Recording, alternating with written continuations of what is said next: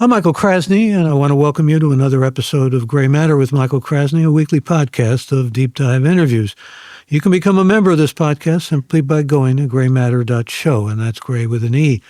We cover a wide range of timely and intellectually engaging topics distinguished by high-level content and technical excellence. This episode, we present the fourth of our 4 episodes sponsored by Stanford University's Bill Lane Center for the American West, focusing on a range of topics related to the North American West, a place whose natural beauty is matched only by the challenges it faces. And our hope is that this series will draw attention to the region, particularly in this era of climate change. The Lane Center was founded in 2005 by our first Lane guest, Pulitzer Prize-winning Stanford professor David M. Kennedy. Our guest today is Greg Sarris, award-winning author and chair of the Federated Indians of Great and Rancheria and chair of the Board of Trustees of the Smithsonian National Museum of the American Indian. And that only really covers a few of the titles that he has and accomplishments that are his bona fides. He's a graduate of Stanford and UCLA. He holds a PhD degree. He was professor of literature at Loyola Marymount, as well as author of a number of celebrated books, including fictional work of Indian traditions such as The Forgotten and Watermelon Nights, Grand Avenue, which became an HBO series, and the memoir Becoming Story. He's a recipient of the Independent Publishers Award for Multicultural Fiction and is presently a professor at Sonoma State University. I want to thank the Bill Lane Center and its current director, Professor Bruce Kane, for sponsoring this series, and we invite you to visit the website of the center at west.stanford.edu to learn more about its research, programs, and journalism, and you can also follow the Bill Lane Center on Instagram, Threads, Facebook, and LinkedIn. And now I want to welcome Professor, Chairman, Dr. Greg Sarris. Good morning, Michael. So happy to be here. And happy to have you. Always good to talk to you. And so much to talk about. We've got questions from those who are listening and already coming in, and we'll go to as many of you as we can. I guess the place I'd like to begin with you, though, is when I talked to David Kennedy, we were talking about Native American identity, particularly in terms of regions. And the difference in tribes, even here in the West, is substantial from tribe to tribe. But from your judgment and from your experience, what particularly identifies the Western Indian historically? Well, Michael, thank you for asking the question. And be careful, I'm a professor. I can go on forever. So we share that title, too, by the way, going on forever as well. Yeah, going on forever. First of all, it's an important question because the federal government never understood and still doesn't understand, in my estimation, the differences between the tribes west of the Rockies and those east of the Rockies. California Indian, there were more people here in Central California in particular per capita than there was anywhere else in the New World outside of the present site of Mexico City, which was the Aztec capital. And every language family that is found in the New World is represented somewhere in California. For example, my tribe, Southern Pomo, is a Hokan language. The Oaxacan people speak that in Mexico. That said, you can begin to imagine how many different nations and small independent nations were here. And of course, with the gold coming of the gold rush and so forth, and the missions and what happened, there was mass genocide here, where many nations were wiped out, and then moved around and shuffled around. However, unlike tribes that were removed with the Trail of Tears to Oklahoma, we were decimated in place. We never were removed. Some of us were removed, say, to Round Valley, which may be, 40, 50 miles from where we were. But we were always in place. And the federal government has never understood that and has passed policies even recently that indicate that the lack of understanding of how many diverse tribes and people were and are here. There are 110 federally recognized tribes in California and nearly 50 seeking federal recognition, which gives you some sense. We also have the largest urban Indian populations. Los Angeles has the largest urban population in the country, and second is Oakland. So again, when you have so many people, and yet Washington being blind to us, Washington gave money to the first governor of the state which he used to finance federal vigilante groups to murder us. And of course, this was out of the eyes of the federal government. So those kinds of things, that lack of vision, that lack of understanding of the uniqueness of the California Indian history and culture continues. I write about it. I made movies about it. I advocate, but it's a chip on my shoulder and many California Indian people's shoulders, I'm sure. Well, you also fought against it and got Rancheria and Grayton set up as a federated. You enabled the casino to take place and bloom. Yeah, well, what I did as a young professor at UCLA, I co-authored a bill. My tribe had been illegally terminated, and what happened was they gave us reservations for the so-called homeless Indians in the early part of the 20th century, and then mid-century decided to give us the option to own them and take away our sovereignty. And the agents came, in our case, during the summer when we were out harvesting. There were two old men there. And the agent said, "Would you like to own your land?" And the older guys, not understanding the ramifications of the law, or perhaps even the English language that well, said sure, and signed away everything we had, our sovereignty. The law says it had to be by consensus. So based on that, we're lucky. It took me 8 years to get the bill through Congress. President Clinton signed it 2 weeks before he went out of office, December 27th, 2000. But we were one of the last. I think there's only been one or two since then in the last 24 years who've been restored by an act of Congress. It's a tough go. But we did that, and then, And excuse me, there's a lot of infighting and competition and jealousy, really, hasn't there? There has, and again, you're broaching on a lot of tribes now wanting to move into more urban areas to have access to urban areas for casinos, for gambling, because gambling, everything is dependent upon location.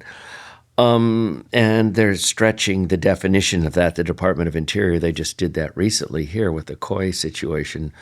And tribes are saying, well, I had a relative there, or we traded with that group that's 50 or 70 miles away. But, Michael, that argument is comparable to your grandmother and my grandmother lived next to each other. They traded apples, so I have now a right to come and take your land that you inherited from your grandmother.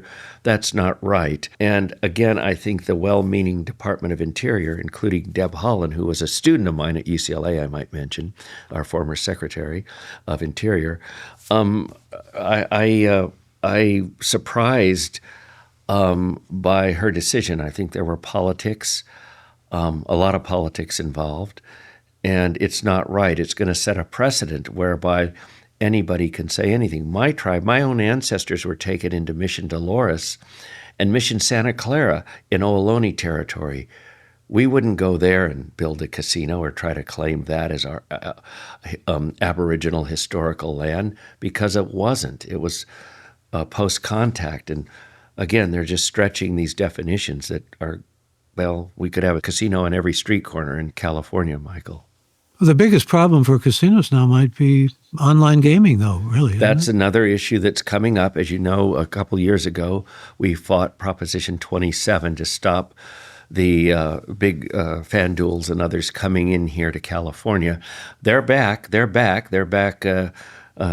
circulating and trying to, find business among the poorer tribes. Which goes back, and you'll get me on my soapbox here for a minute, but those of us who have resources, those tribes who are doing well, really should give more to the tribes that aren't doing well and take care of them.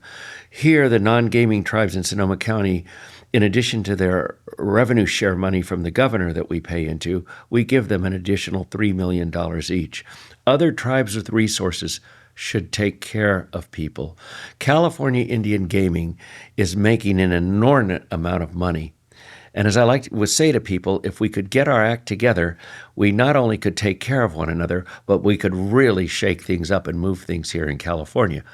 As I've learned as a PhD in modern thought and literature from Stanford, money does get you access to political power.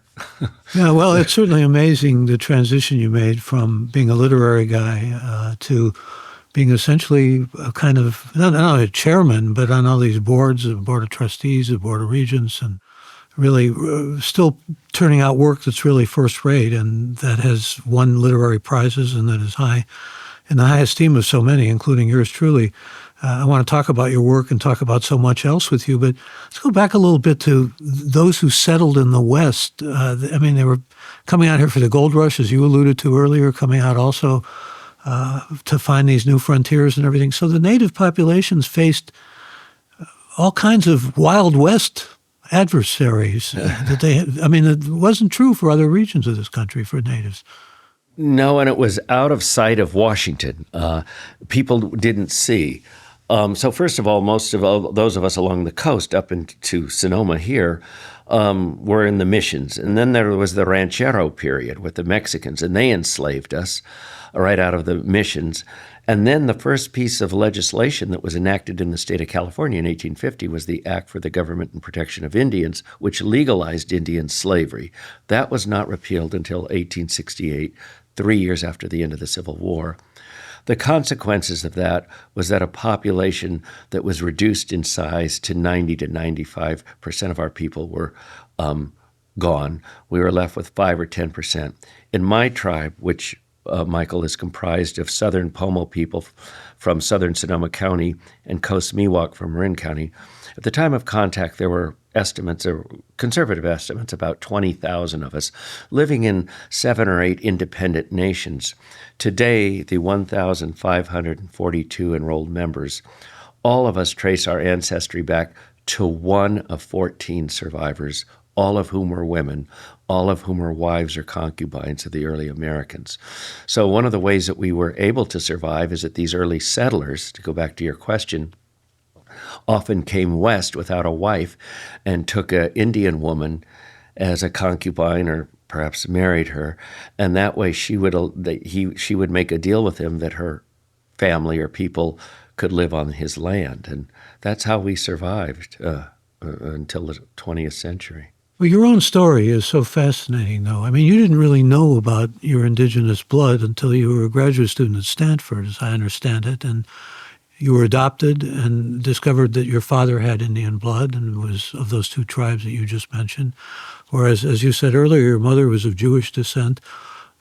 You've been drawn, though, to such a strong Native American identity. And are you drawn to that in any way comparable to, say, what you mentioned, gay identity or having Jewish identity, having a mother, for example, who's connected to the May Company, no less? No, I mean, it could have gone either way in some respects, couldn't it have? It could. So I'll jump back. But first, my old joke, as I say to people, and they say, you're Jewish and American Indian? And I said this at a dinner party once, and I said, only in America can a German Jewish store owner's grandson be an Indian chief. But of course, somebody across the table said, well, of course he'd be the chief. But the joke aside, yeah, I was adopted. My mother was 16 years old, and her identity was there. But for the father, unknown, non-white, because I'm old enough. I was born in 1952. And in those days, they were still putting the race of the parent on the birth certificate and death certificates and so forth. And the narrative stated that the father was likely Mexican. My mother covered for my father. I was conceived, Michael, 2 weeks before he married my half-brother's mother. And my mother covered for him, knowing that he was 21 and not white, and he probably would have been hung. So I didn't know. And I was adopted by a Catholic family who thought they couldn't have children. And the typical thing happened. Of course, they ended up having 3 once they got me home. And the father didn't want me, and there was tension there, I think, because I wasn't all white.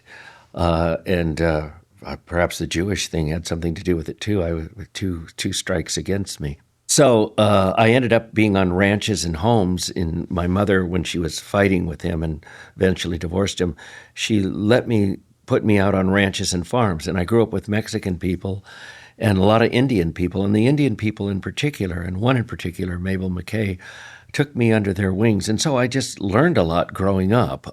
She was a medicine woman and a basket weaver. A medicine woman and a basket weaver. And Michael, she had more wisdom in her little finger than all the professors I studied under at Stanford. She really took care of me and opened my eyes to my way of thinking. I ran around with a lot of people, Indian kids, who turned out to be my relatives, but I always grew up thinking I was Mexican or part Mexican. You didn't really think much of that. I just knew that I was, shall we say, an other, and I was in many ways an orphan, and I paid attention to people's stories and who and where they were, just so that I might know who and where I was at the moment for survival. It's probably made me a good scholar. But in any event, I did, when I was much later, pursue my mother's folks, and then found out from my uncle, my mother's brother who survived her, that who my father was. And he said he was a big Hawaiian type looking guy. Well, my father was half American Indian and half Filipino, and of course that the description would be such. So, but I miss my father too, as I didn't say this, but my mother, right after she had me, she needed blood, and the hospital here in Santa Rosa gave her the wrong type blood where her mother was hiding her, and it killed her. She died 10 days after I was born. And then my father, I missed him by about 6 months. He died of alcoholism and really somewhat troubled, difficult life. But they got me here. And as Mabel McKay, the medicine woman, said to me, Michael, with all that's happened to you, you have two choices. You can let hate and poison fill your heart, or you could take all that's happened to you and use it as medicine to understand and doctor others. She said, you already got hate. Try the other. So, well, you certainly have. In the best moments of my life, I'd like to think I follow her advice. You have not only followed her advice, but you have, spread a lot of good, and I give you, my hat goes off to you, and I give you a lot of credit for that. I'm interested, though, in how you describe your youth as a troubled youth. I had a troubled youth, too. A lot of us did, but you particularly, I think the father who adopted you was abusive, and you went through some trauma and some hell. That must have helped in some ways, though, strangely enough, to understand the historical trauma of the native people that you became so conversant with, and it became really the hallmark of your career. Yes, I believe that's the case. When you've suffered trauma, and I suffered quite a bit, and I saw people, being in different homes, I saw discrimination, I saw pain, I saw unfairness, and I was abused in many ways as a child and unprotected. And so I think, Michael, I have this trigger. The fancy word today is triggers. But I think I have these triggers to pain and injustice because my survival has been dependent on my ability to fight and overcome those things. And so I want to do whatever I can to lead others with me, to take others and whatever I've learned. So I see the pain, I see the understanding.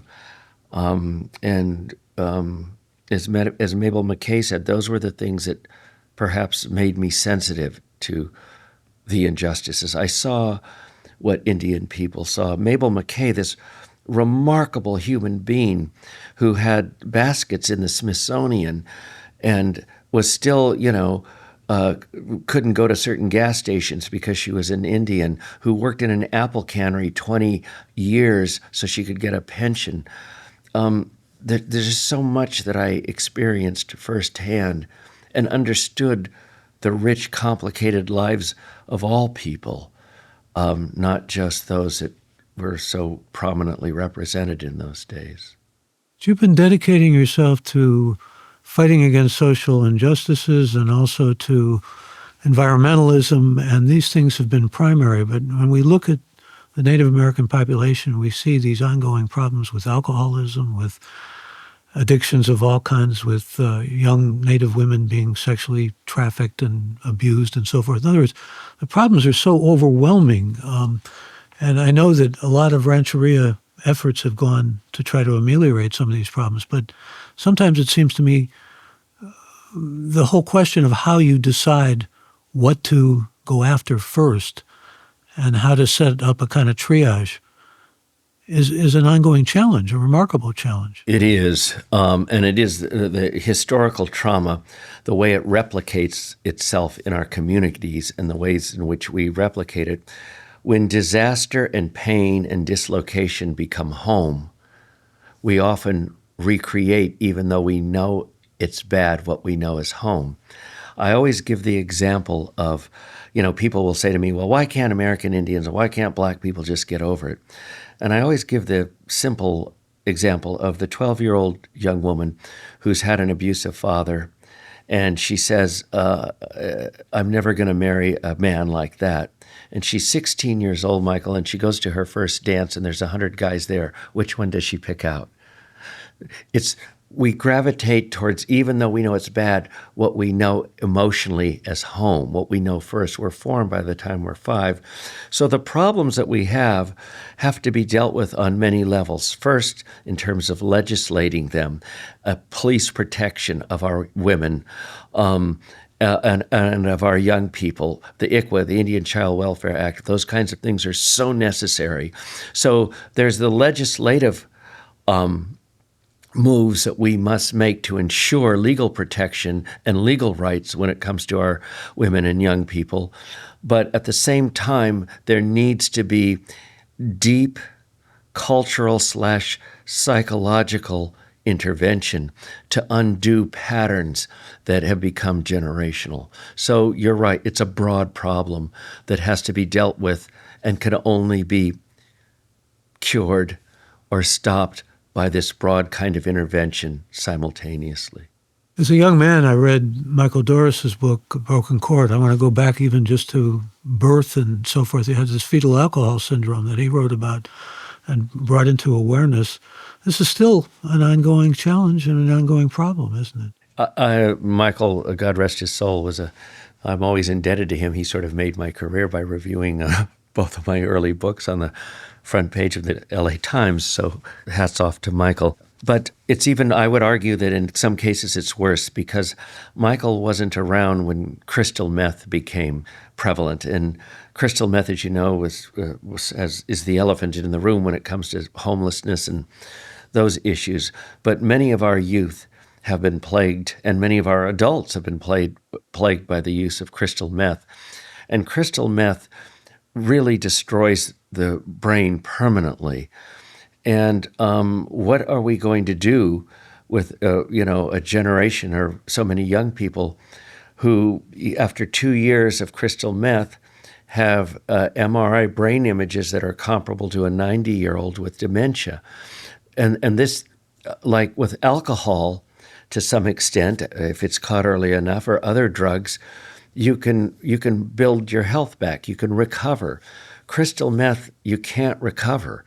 And so what are we going to do with so many of the young people going to this drug? It's a huge crisis in our communities. And and this is nationwide. Nationwide, but of course it's very prevalent in the Indian community, particularly among young Indian people. Well, a question appropriate to what you're saying now from Susan Haught in Chicago. How do you address the generational gaps in your community regarding tradition and modernization? Thank you, Susan. Thank you, Susan, for asking. Well, there's multiple ways. Of course, there's education and so forth. But one of the wonderful things we're doing here in my tribe and many places in California elsewhere is language and cultural revitalization. So, for instance, we have older people teaching the language, and we have older people teaching basket making, some of the traditional arts. And so those are wonderful ways to bring people together. I'd also like to see and recommend, though we're not doing it quite yet, programs where we have younger people go and that are in high school and so forth, go and just visit and sit with older people. In the old days, we're in a strange world, Susan. We're living in a world where we're the first culture in the history of human consciousness where youth is privileged over age. And that's dangerous because you can't learn anything from what's new. You can only learn from what's old. And it's so important for our people to bridge that gap so that they are reminded of the ethics and aesthetics, the values of who we are as a people. One of the things, with our per cap, which is, you just distribute money from your casino to your citizens, you have to be 18, but we don't let our young people have that per cap until they've have a high school diploma, until they've completed a financial literacy course. And I think equally important to all of those things is a cultural literacy course. So they're forced, if they want their per cap, their monthly income, to become familiar and listen to what the elders have to say, to teach them about who we are as a people. So those are just some of the things that we're doing. There's much Good more. things. Yeah. And in fact, you just answered, I think, a question from Bill Orlando in Austin, Texas. What does preserving and revitalizing native languages mean to you and your community? I think implicit in what you've just said is it means a lot. Yeah. Yeah. And here's Kit Lupins from Denver, Colorado. Can you discuss the cultural significance of storytelling within the Federated Indians of Great and Rancheria? Of course, it's been my business, both writing and so forth. Yeah, one of the things I want to begin to answer the question. Thank you for asking. By saying too often now, as we go back to want to revitalize our culture and our languages and so forth, we want them as if they're in the books, as if it's something that's fixed. And remember, what we have in books have been told to ethnographers by elders in the past, ancestors who are in compromised positions. They didn't necessarily want to talk to these people, but they needed the 10 cents a day or whatever. So, and culture is always emergent. It's always changing. So we can't go back, but we can look at the stories and know the stories so that we might forge a future using those stories and continuing to remake those stories, hopefully with the same ethics of respect and a sustainable vision for the landscape.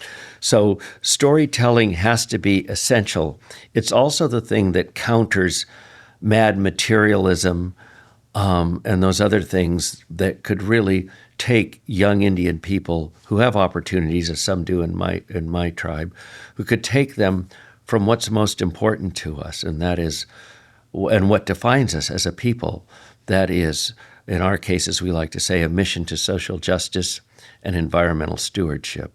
So we need to tell those stories that reinforce those things predicated on the truth of who our ancestors were. The storytelling is a part of what we think of, or at least I think of when I think of the great Native American writers. I mean, you work with creation myths, for example, and I think about the vast differences between, say, writers like Sherman Alexis and Louise Erdrich or Tommy Orange, and yet they're all working with stories, and they're all working out of a different oral tradition, even though, and I think Leslie Merman Silko would fit into this too, they're all of half Indian ancestry, interestingly enough. Isn't that, yeah, since we're all mixed, Louise is, Tommy is, Sherman I think is, well, he's mixed, as he always used to say, look at me, I'm a good example of what happens to you physically when you get mixed with non-Indians. Sherman always a great joker. But yeah, that's interesting, and we're all working out of that.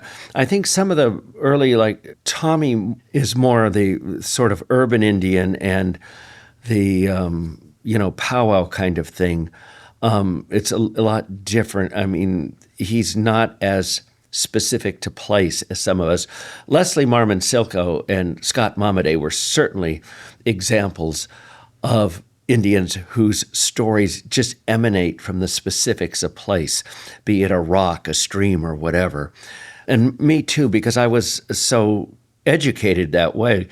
For American Indian people, the landscape was the Bible, was our biblical text, so that features of the landscape became mnemonic pegs. An outcropping of rocks, a creek, were always associated with stories that reminded you of who you were and how to live and so forth. And of course, with colonization, not only were cultures destroyed, but what the culture was dependent on, which was the landscape. So what we have left, continuing this analogy, is just pieces of the text, of the sacred text. And that's what we're rewriting and working from, whether we're storytellers who publish books, whether we're elders teaching the young people, we're working from what we have left, what features of the landscape we have left, what stories we have left, to reacquaint us and with place. It's a connection to not only place, but also ancestry. Ancestry, to yeah. mystery and to sacred things and so all of that. Yeah, well, I walk around here and I heard the stories of my great-great-grandfather who was a last Coast Miwok medicine man and the good things and the bad things he did, and one of which was supposedly in a contest of power in 1906 cause an earthquake in Bolimas that shook the Bay Area. And they said he overdid it and won it and nobody forgave him since. But hey, Michael, the epicenter was right down there, so maybe there's some truth to it. I don't know. One never knows with those kinds of stories. I have to tell you a quick story about Tommy Orange, who I interviewed a couple of times. My wife and I were in Maui, and we decided to go horseback riding, and there was one person in charge, and she said Job, that was the name of a young man, looked a bit taciturn. He had kind of features and hair that I thought he may have been native. She said, Job is from Oklahoma. And I said, just taking a chance, I said, you from Oklahoma? And he said, yeah. And he seemed a little disposed toward not necessarily welcoming us, tourists, and wanting to go horseback riding. Who knows what was in his mind. But anyway, I said, you know, by any chance, the name Tommy Orange? And suddenly he lit up. He said, he's kin to me. And Joe became our guide and took us to places he said he never took anybody before, to places where the indigenous people in Maui had lived and so forth. But he turned out to be somebody studying cultural appropriation. And we had a wonderful and rich discussion about cultural appropriation of Native people. And I thought to myself at the time, I wonder what Greg Sarris has to say about cultural appropriation. So the story was just a lead-in to ask you. Well, as Mabel McKay would say about those kinds of things, and she would say they're doing it according to their own story.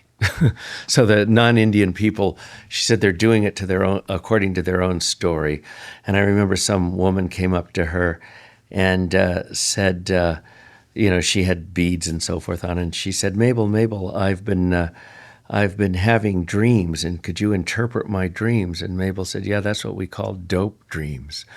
And so remember, it's all about your particular experience, and there's no substitute for an actual experience. You also shouldn't deny all of who and what you are. See, wanting to become Indian, or a lot of the pretend Indians and the stuff that's out there, and the commodification of so-called American Indian stuff, is certainly about money, but it's also about attention. I remember, Michael, I was at UCLA as an undergraduate, and people that knew that I had been raised around American Indians, and they were all reading Castaneda and wanted to know about visions and all this kind of stuff. They wanted to try peyote with you probably too. Exactly. And I just said, you guys are crazy. I've been trying to get away from this stuff all my life, because when you see some of those old people and that Indian stuff, it's spooky and scary, and you're growing up and you want to be normal, and that ain't normal. So I have mixed feelings, I have to admit, about that sort of thing. Why don't you just talk about who and what you are in relationship to what you're learning? That's your story, or how your story matches up.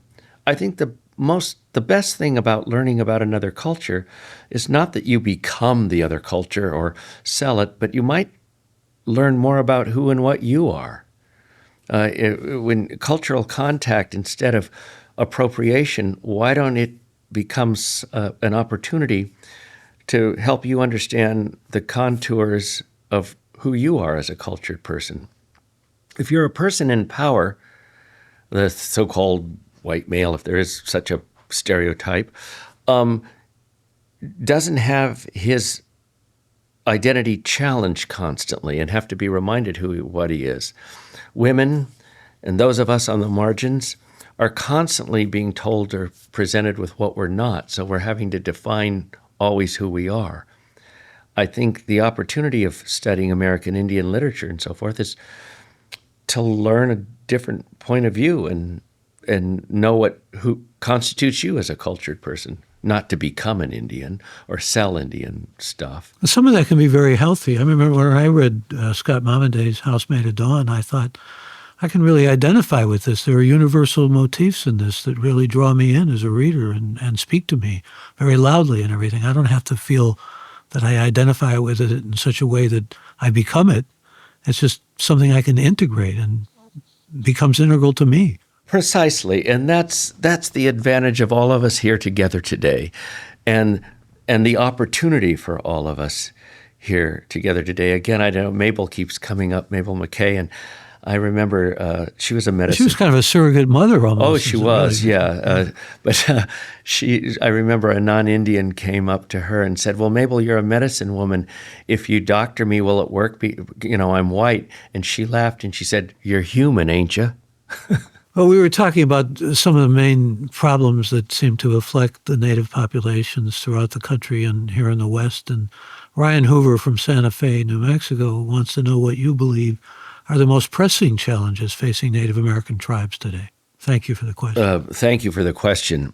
One of the big ones is to guard our sovereignty.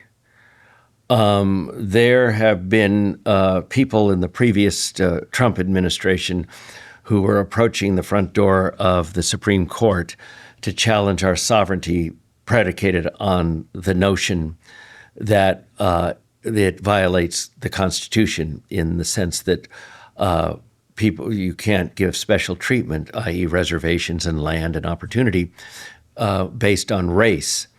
And the argument that we have to remember is that American Indian tribes are not based on race. They're based on treaties with the federal government. And that's important to understand. So I think one of the big challenges, and we were lucky recently with the Supreme Court decision on the Indian Child Welfare Act when it was challenged in Texas, to succeed there. But there will continue to be challenges to our sovereignty. And that is when, there's the problems that we've talked about earlier in the show that are, of course, pervasive and challenges. But one of the things we as all American Indian people must do is guard our sovereignty or any challenges to it that may become precedent to challenge our sovereignty. So those are, as far as I'm concerned, that is the big issue that we have to watch. Of course, there's the issue with still, people think Indians all have casinos. The majority of us don't. The majority of us are impoverished. Our numbers are still down in many places. Life expectancy is down. Reservations are in situations that are worse than much of the third world. And we can't forget that. So I also call on Indian people, all of us, particularly those with resources, to fight and advocate for all others. And certainly we must stick together and watch any moves on any level that might compromise sovereignty. Well, can you foresee the possibility of sovereignty being, especially if, for example, Native tribes decide to offer sanctuary to undocumented people with their sovereignty and stand up against the federal government with it? Well, then we'll have a new version, Michael, of Indian Wars. That's going to be one of the challenges. Just remember that gaming itself was a challenge. And it was a test of our sovereignty that was argued several years back that we won. But there certainly still could be. And, you look at so many, particularly here in California, where you have so many people that are working that are undocumented or from mixed status families and so forth that are around and doing so much for all of us, and can Indian people in some ways protect them or help them with their sovereign land? Our reservations aren't big generally here in California. They're relatively small compared to lands in the Dakotas or in Oklahoma, for instance. But still, I don't know. Now, you have to remember Stephen Miller was one that was very Trump's right-hand man, was one of the people that was very much against Indian sovereignty and all of that. So there are people there, then who knows what they're doing.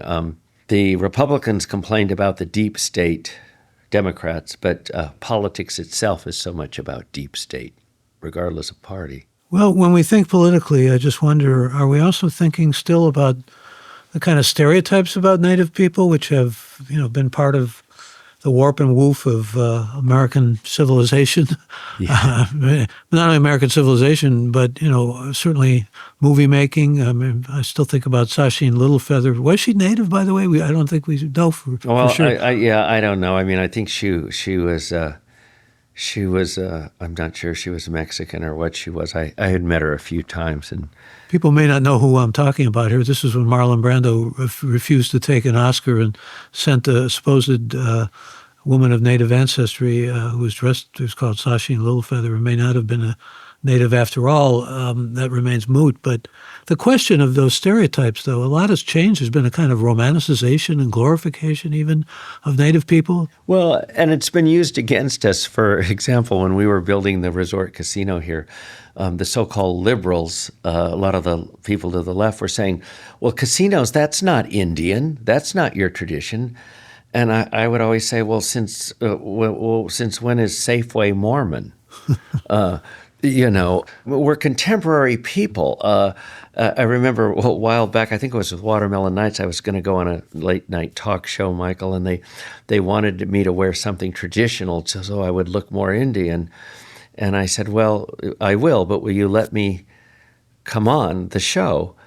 And they said, well, sure, but what is it? And I said, it's nothing but a pair of beads. I'm naked, a California Indian, male. And they said, "Oh, no, just come as yourself." But we're contemporary people, and we are in history and part of the broader American experience. Again, the stereotype thing has been used against us. Now, of course, there's you have to be careful. There's the new stereotypes keep coming out, and the publishing world and much of the movie world has expectations. I remember years ago when I was writing at Stanford in the writing program, a professor said to me, "Who are these people? You're not going to be able to publish these stories." And their idea was that if you weren't chasing buffalo on a Pinot horse, you weren't an Indian. So again, we've come a long ways thanks to the work of Louise Erdrich and many people. But there's still, now they want to do the victim thing, the thing that's very big, the victim, the Indian is victim. And so, you want to show our poverty or our hardships or our drug addiction. All of those things are part of us and they're important. But don't put that in a silo as us. We're complicated people doing many and complicated things. And I hope that the publishing world and others are open to that, and Hollywood being open to that. I remember it was really hard on HBO making Grand Avenue because, again, the notion of urban Indians was, everybody thought Indians were out in, Arizona or the Dakotas. But well, in fact, you mentioned Watermelon Nights. It's about really a move to the urban Indian life from the rural life. And I think Sherman Alexie is a writer who takes us from the reservations to the urban Indian life. That's central now. It is. And again, Tommy Orange, certainly. I mean, that's urban Indian culture. It's Oakland. It's Oakland, yeah. But again, the other thing that happened, people forgot Grand Avenue and Watermelon Nights. And when Tommy Orange came about, they kept talking about the first urban Indian book, a novel, and of course it wasn't. And Erdrich has written also about the urban experience, as have other American Indian writers. But it's the PR world that tries to sell us as first or unique in certain ways. But you keep writing, Michael. You keep telling your stories. And I think now more than ever, American Indian stories are important. Another great woman, Mrs. Parrish, a Kashaya Pomo Indian medicine woman, who said in the 1950s that there would be a day that the white people would be, or the non-Indians, would be coming to us looking for a way how to live because everything was going to begin to dry and burn. And they were going to come back to us and say, how do we live? How do we stay here? And she said, she admonished the young people, don't leave your traditions, the things I'm teaching you on the ground, like clothes you're discarding. Pick them up and wear them, because the day will come when the world will be in trouble and looking back to us. And certainly that day is here. We're finding things, controlled burning. Just yesterday at UC Regents, they were giving a report, the agricultural people were giving a report about how they were using controlled burning. And of course, I had to pipe up and say, well, you learned it from us. So today, it's just not the material ways, but understanding that anything you do in nature is going to have an effect. And we understood that in a profound sense. And Michael, if we don't start thinking that way and seeing our connection to everything instead of living a life of disconnection, we're not going to make it very well. What you've just articulated is valuable and important, and I wonder, how does that translate, for example, into sitting on a lofty educational institution like the Board of Regents, bringing that kind of mindset? You're going to get me in trouble, Michael. They warn us about saying things publicly. So the governor will throw me off this. You can put on a muzzle if you feel more comfortable with it. Or a mask so it's not me. So we are approaching that, and I'm touched and honored, and I think that I am. Another thing I just have to tell you, it's a little strange. There's 20 of us regents, one of whom is a student regent, but I'm the only one who's ever been a professor, which seems, would the word be ironic? Peculiar.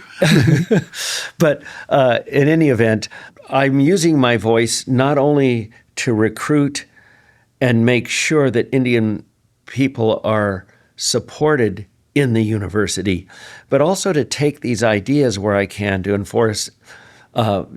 inform in agricultural practices with UC Davis and with so many of the things that we are doing. Of course, at the moment we have pressing issues with UC, the budget, and as I and with the students, so many of the Latino students whose lives in some ways may be compromised and challenged with the latest administration's immigration tactics. I use my voice. So many people write me notes and say, Greg, you're an anomaly. You're the weird one on there. But I will speak. And it's been interesting. I'm very proud of the university and the possibilities there.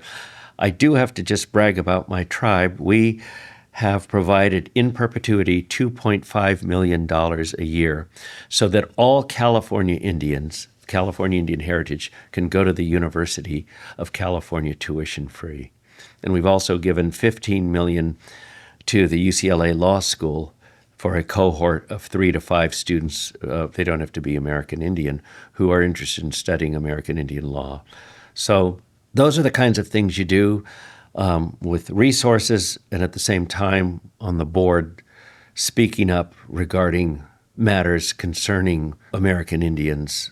That's where I use my voice. And these are staggering amounts of money. I mean, millions of dollars. I mean, you become, a conduit for exceptional financing and all of those business sort of things that you're dealing with all the time, which has not moved you away from your literary roots? It's a challenge, Michael, and I guess I debated this morning whether I should ever say anything like this, but I just got reelected for my 17th consecutive term, which I think is congratulations. Which is, I think, a record in Indian country. I was being interviewed by an American Indian at Stanford a while back, and he said, "What?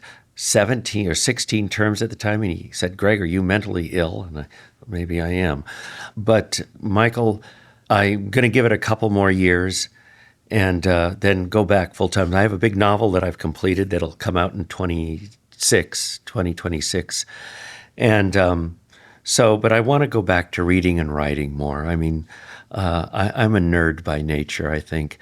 And I wanted to help my people, my dad's people, And I'll continue always to be connected, but it's time for me to go back to what I truly love and write and use my voice there. Again, what did a PhD in modern thought and literature know about casinos and wins per unit and all of this? Michael, I'd never been in a casino. I always had that kind of elitist notion that they were déclassé and what I thought it was enough just to get my folks' rights back so that we were a federally recognized tribe. Then I could go back to UCLA and writing books and doing what I was doing, and then I got guilted into saying, but I told the council, I'll go the casino route with our opportunity, it'll be raise our people and become a platform for social justice and environmental stewardship. And in the last 11... Well, it's been a whole postgraduate education for you, which is kind of fascinating and delightful, I suppose, in some levels, but you're maybe moving away after the 17th time, finally. Huh? Yeah, it'll be 30-some years. And I, as you've pointed out, I continue to write and teach. I just retired from teaching a while back, but I think it'll be time. But in the meantime, there's so much to do, and we just keep doing it. Well, you've communed in some ways with this sense of I know a whole theme in your life has been finding a home, and you found a home among Native people, and they've identified strongly with you, and vice versa. Can you perhaps extrapolate the similar kind of identity with respect to your Jewish mother? I mean, actually, under halakhic law, you could go back to Israel and become a citizen. You quoted Michael, when I was starting the casino here, and there were so many people against the casino, a letter to the editor of the local newspaper was published, and it said, "He's a Jew. If he wants land so bad, why doesn't he just go back to Israel?" So, yeah, no, I'm really proud of that. I do celebrate the High Holy Days with my Jewish friends. One of the things I loved about being in LA is that I had so many good friends, Jewish friends there, who taught me and helped me a lot with the traditions and so forth. And the Jewish people were the first people to write their tribal laws. And a lot of and still think of themselves as a tribe often.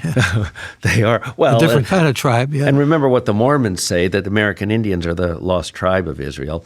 So somehow we're connected. But I'm proud of both sides. I get the stereotypical thing, a lot, and people will say, well, he acts more Jewish, and this, again, the stereotypical stuff you get from both sides. I guess because I'm educated, somehow that makes me Jewish, and the implication that I might be Jewish or white doesn't make me Indian enough, as if Indians can't, get out there and fight politically and teach in the classroom. So I'm both, and I won't deny either side, and I'm going to use that. Simply put, Michael, listen, if these folks can all get along in my blood, why not elsewhere? That's very well said. Maybe I can get you to say something else about Indians in the West, because the Bill Lane Center has been generous enough to sponsor these podcasts that we've been doing and the one we're doing with you. What do you see as the future of the Indians in the West? We have great opportunity. We started the show talking about the history of the West here, and I'm talking about California and, of course, the Southwest. But there's so many rich and diverse cultures, and so much of American history is here in the West. In what happened here in the West becomes emblematic of American history everywhere. And I think I want to thank the Bill Lane Center. And again, thank you, Michael, for having me on to talk about these things, because again, providing the opportunity to educate the general public of the rich histories, and I say multiple histories, associated with multiple indigenous cultures here in the Southwest and the West, is remarkable, and so much more to be told and talked about. The fact that these things weren't talked about, and the fact that our cultures and our existence were invisible, eradicated us, erased us as a people. Let the Bill Lane Center, let programs like yours, Michael, become conduits so that we can learn not just about indigenous people in the West, in the Southwest, but a history in the Southwest that's here and inclusive of American Indians and all of us. I like to say, in American Indian blood and experience is all of American history. Well said, and a great way to conclude. But let me ask you one more question before we conclude, and that is, keep talking about environmental stewardship. What are the casino money doing on that score? Thank you very much. I'm very proud of that. Well, we just gave Jane Fonda a while back $5 million to push back the oil companies that were going to try to undo the legislation here in California so they could drill in near neighborhoods and so forth. But we've also created precedent-setting co-management agreements with the local government. So we have a 4,000-acre park here, Tolay Regional Park, that we co-manage 50-50. And based on that and using that, and I can now talk a little bit about it because there were some lawsuits involved with the Point Reyes National Seashore, we have a co-management agreement with Point Reyes National Seashore, or co-stewardship. And now we will be able to co-steward over 86,000 acres of our indigenous land. We also were given 450 acres in a land back by Western Rivers Association. So we have so much land, and we have agreed to finance the restoration of these landscapes. To not all, not total, be the only one, but work with federal agencies and others, local agencies, to finance a restoration of these landscapes, which again, I am so proud of.